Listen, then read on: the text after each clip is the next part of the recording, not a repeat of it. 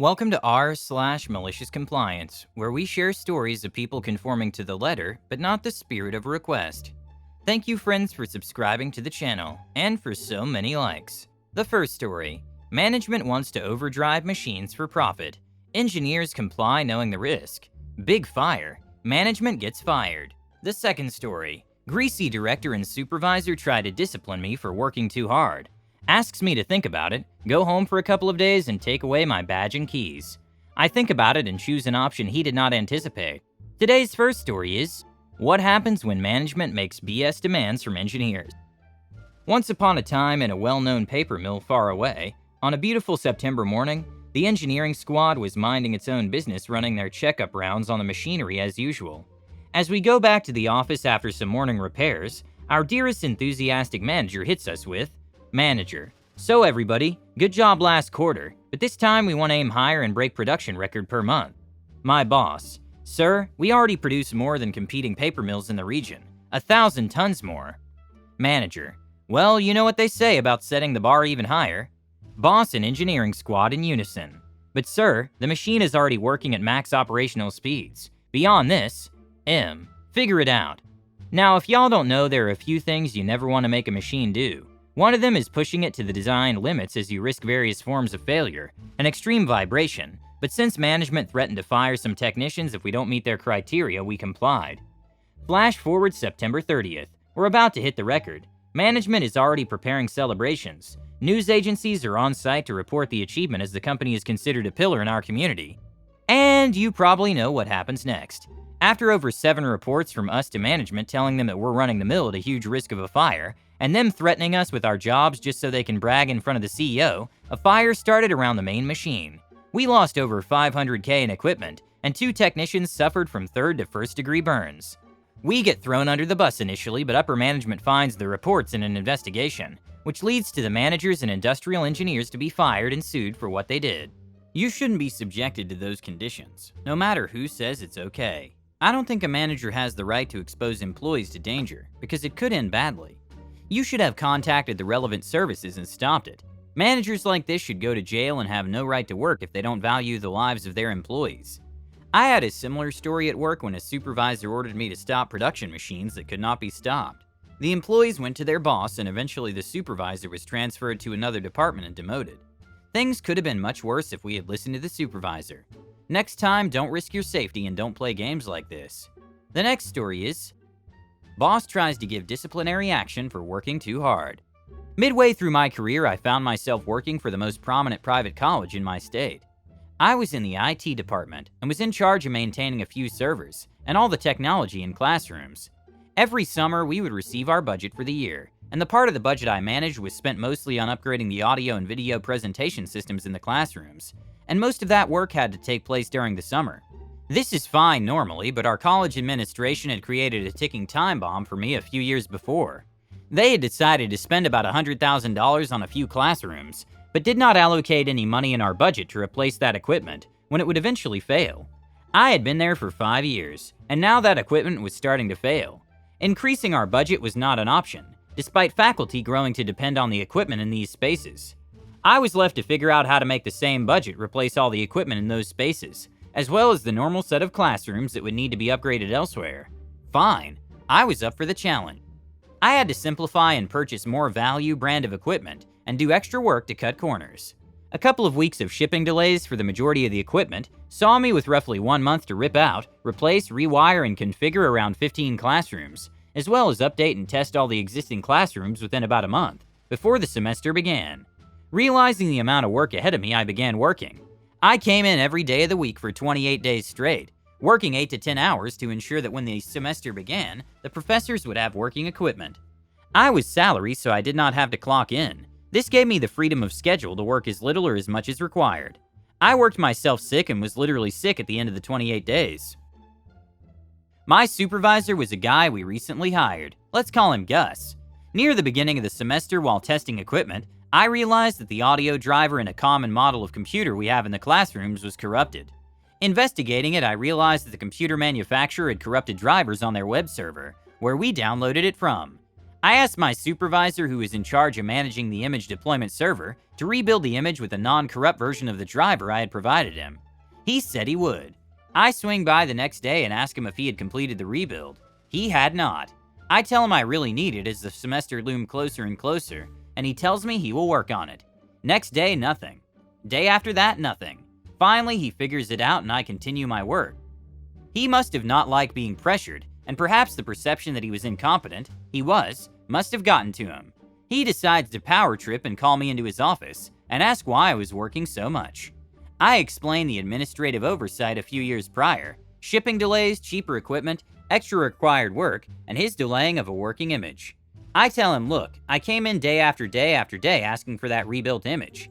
Each time I said day, I'm poking my finger straight down on the edge of his desk, enough that it makes a sound to emphasize that those delays hurt the work I was doing.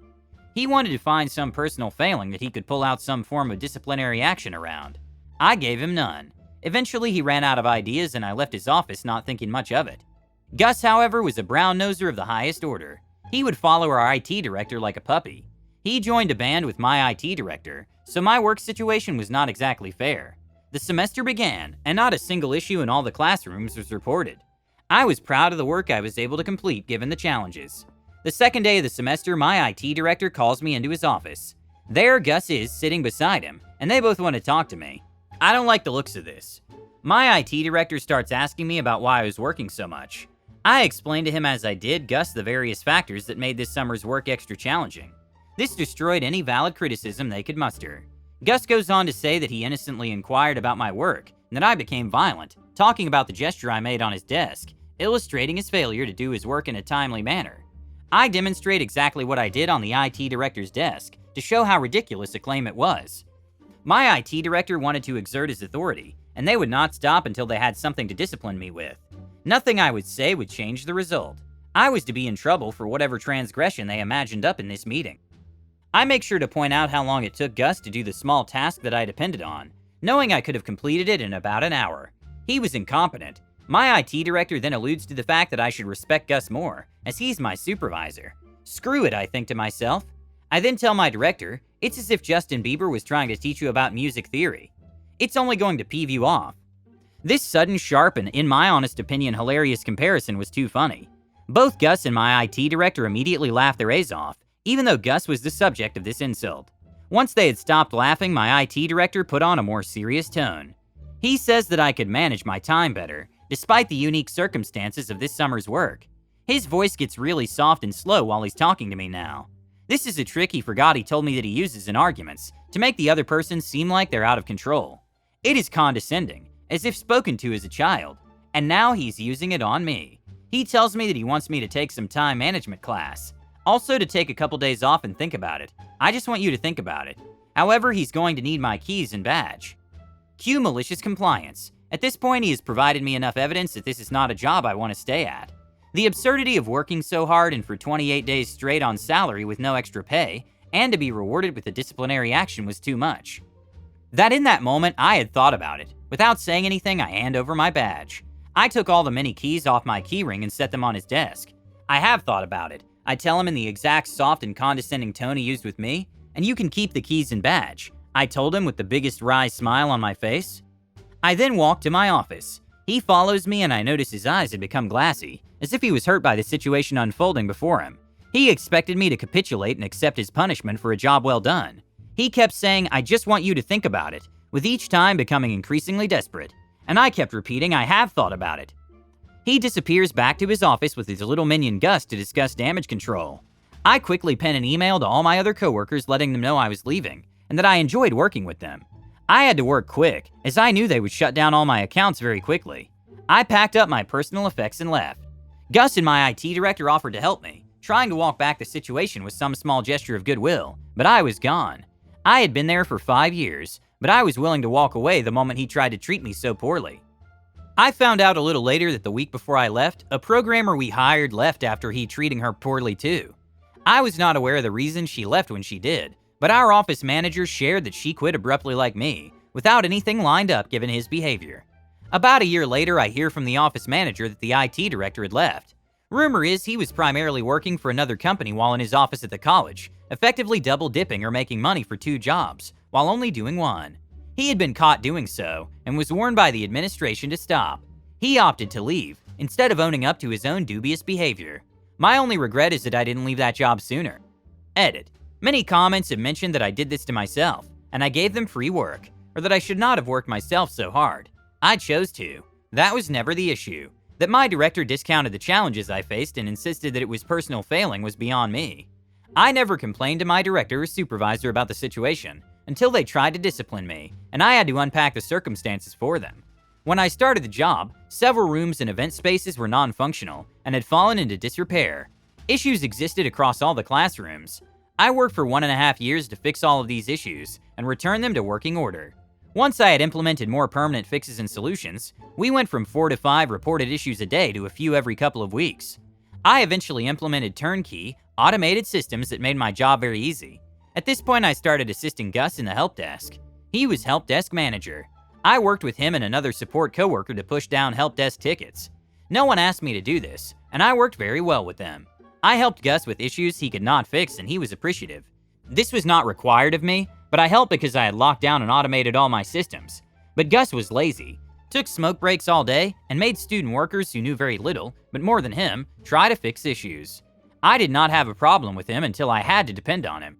Years of doing this work had shown me that addressing the issues while campus was empty took a lot less total time, as I had to schedule my work around classes, etc. Though it was stressful, fielding all the complaints and getting additional pressure from my director if classrooms were not working would be worse stress-wise. Once the semester began, I was fine. Had I remained, I would have taken time off and coasted through the semester like previous summers. All of that extra work would have been balanced by a lot of days where I took a more relaxed pace and worked no extra hours for months. Some comments mention that I should have used this as a feedback mechanism to management. That is a private sector mentality. Academia works through grants and endowments. Just as I had entered the college to find whole rooms offline, the administration would have let those rooms break down and let the faculty deal with it. I worked so hard because I cared about the work I did, the faculty I supported, and how that reflected on me. One last thing. When I started working there, I tried a more communicative relationship with my director. Eventually, they got annoyed and left me with no direction. I had to determine my own projects and schedule, unless something came down from administration that required our department. Directors in colleges are more focused on high-visibility projects and padding their resumes. Attention is paid only when problems arise. I don't understand why the boss couldn't just fix the existing problems, and why he sided with Gus, who is incompetent at his job. How can you be disciplined for doing a good job and fixing someone else's mistakes? I hope other employees appreciate your diligent work, and the OP definitely deserves a bonus or a raise. You said it was your first job, so I understand your desire to work. But now you know that bosses and managers are not the most honest. You have to take care of yourself and your health first and foremost. Someone else's poor budgeting isn't your problem. I strongly recommend that you familiarize yourself with the labor laws regarding wages and overtime. I hope you don't get in that situation now and be aware of that experience. As for Gus, I think he has a high opinion of himself, so he wanted to assert himself at the expense of the OP and give him a disciplined statement. I hope you love these stories. Don't forget to subscribe if you want to know when the new videos come out.